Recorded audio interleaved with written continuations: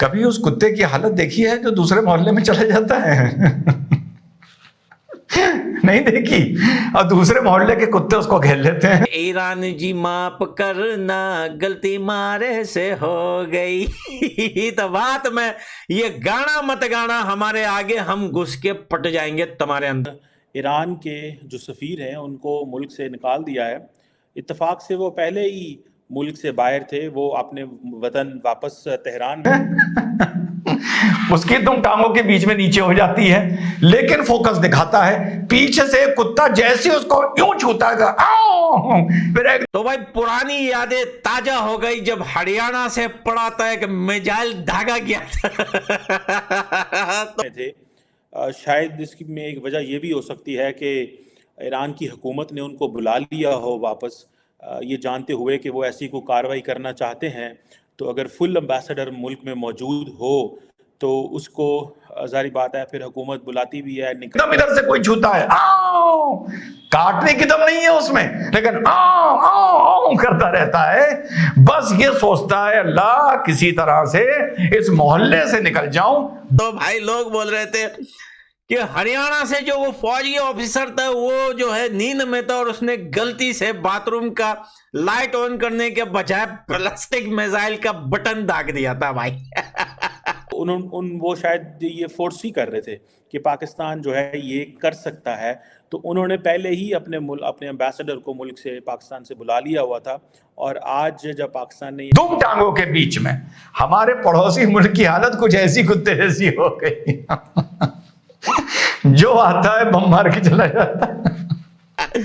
लेकिन ईरान ने सोच समझकर घुसकर जो है वो पाकिस्तान के ऊपर मिसाइल से हमला किया है। पाकिस्तान की मीडिया जो हकीकत है वो छुपा रही है। मैंने ऐलान किया है और पाकिस्तान ने ये कहा है कि वो पाकिस्तान ना आए, और जो हमारे पाकिस्तान के सफ़ीर थे तेहरान के अंदर उनको वापस बुला लिया गया है। पाकिस्तान ने इसको ये कहा है कि ये कभी इंडिया कभी ईरान, उससे पहले अमेरिका आया और उसके आदमी को, उसके चचा को, ओसामा को उठा। बहुत सारी वीडियो रिसर्च की जिसमें यह बात सुनने को नहीं मिली, मजबूरन आना पड़ा, मुझे ये वीडियो बनानी पड़ी कि आखिर ईरान ने ऐसा क्यों किया। सॉवरेनिटी की वायलेशन है। लेकिन मैं अगर इसको थोड़ा सा क्रिटिकल होकर सोचूं और देखूं तो देखें पाकिस्तान के जो ताल्लुकात हैं वो 3 नेबर्स के साथ खराब हो गए हैं। ले गया समंदर में फेंक दिया और ये कह रहे हैं साहब हमको तो अबोटाबाद में पता ही नहीं था कि क्या हो रहा है। तो ऐसी हालत हो गई है हमारे पड़ोसी की। या देखें पाकिस्तान बता रहा है कि ईरान इस वजह से इसने ये हमला किया है कि बलोचिस्तान के साइड ईरान को लग रहा है कि यहाँ पे दहशतगर्द छुपे हुए हैं। इंडिया के साथ पिछले 75 साल से खराब है।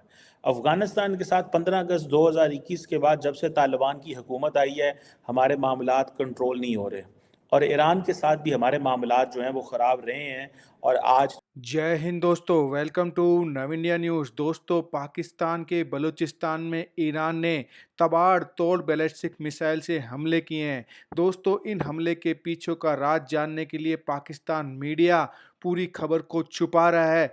दरअसल दोस्तों, पाकिस्तान पूरी तरह से कंगाल हो चुका है और अब तो चाइना ने भी अपना हाथ खींच लिया है और यहाँ तक कि चाइना ने सीपेक प्रोजेक्ट को भी बंद कर लिया है। ऐसे हालत में पाकिस्तान के पास अब खाने के लिए डॉलर्स नहीं बचे हैं। ऐसे में ईरान को जब ये पता चला है कि पाकिस्तान ने फिर से अमेरिका के साथ हाथ मिला लिया है और आने वाले समय में ईरान के खिलाफ पाकिस्तान अमेरिका के साथ मिलकर कोई बड़ी कार्रवाई कर सकता है, उससे पहले ही ईरान ने सबक सिखाते हुए पाकिस्तान पर ताबड़तोड़ हमले शुरू कर दिए हैं। दूसरी ओर पाकिस्तान मीडिया इसके लिए भारत को भी जिम्मेदार ठहरा रहा है। और अधिक जानकारी के लिए देखते हैं मजेदार वीडियो को लाइक करें, चैनल को सब्सक्राइब करें। वंदे मातरम, जय हिंद।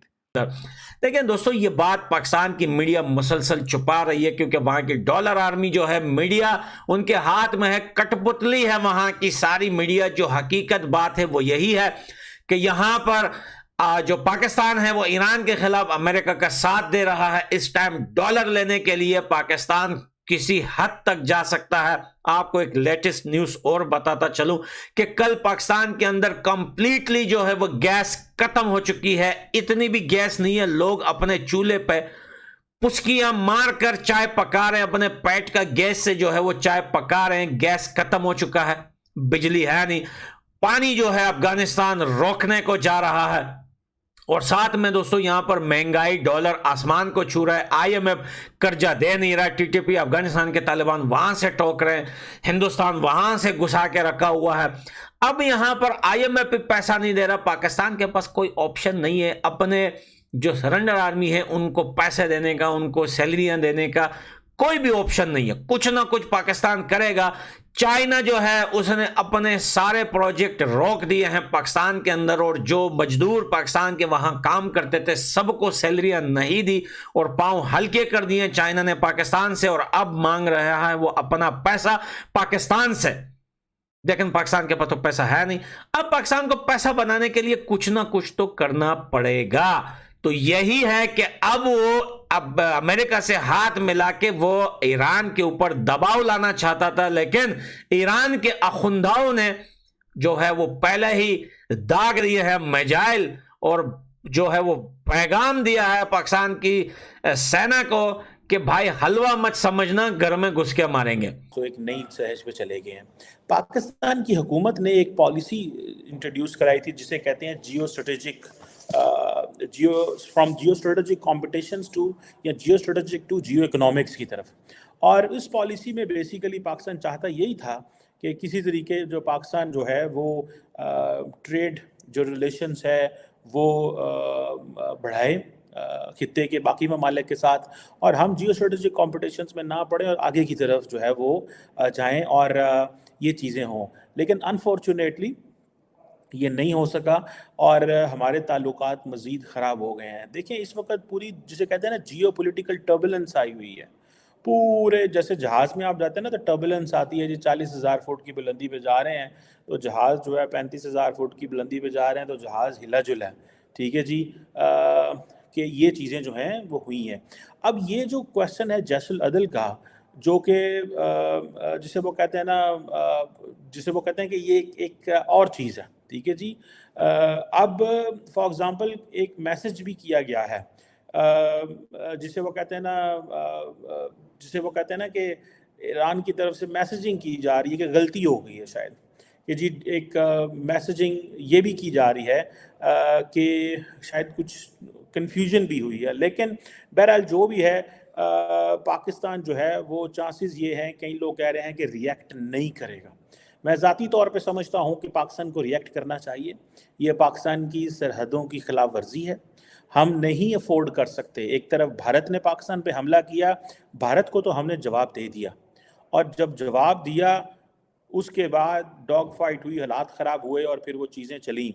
लेकिन ईरान जो है उसको जवाब देना पाकिस्तान के लिए थोड़ा सा मुश्किल है, क्योंकि लार्जली हमने पाकिस्तान की जो अंदर हमने ये कहा हुआ है कि हमारे बड़े ब्रदरली इस्लामी कंट्रीज़ हैं, लेकिन एक तबका पाकिस्तान में ऐसा ज़रूर मौजूद है जो ये कहता है कि ईरान जो है वो ऐसे दहशतगर्द ग्रुपों को होस्ट कर रहा है जो पाकिस्तान में जिनको डेजिग्नेट किया गया है। फॉर एग्ज़ाम्पल आप BLA को देख लें, ठीक है जी। ये सारे जो इस तरह की जो बलोच अस्करियत पसंद जो बलोच मिलिटेंट ऑर्गेनाइजेशंस जो हैं वो ईरान से ऑपरेट कर रही हैं। और आपको पता है पाकिस्तान तो ये भी कहता है कि कुलभूषण यादव जो है वो भी ईरान के रास्ते पाकिस्तान आया था। तो मैं समझता हूँ कि ये एक बड़ी अजीब किस्म की सिचुएशन डेवलप हो गई है। पाकिस्तान ने की जो सरहदी हलकों की जो सरहद की खिलाफ वर्जी की गई है, इस पे पाकिस्तान को सख्त से सख्त जवाब देना चाहिए।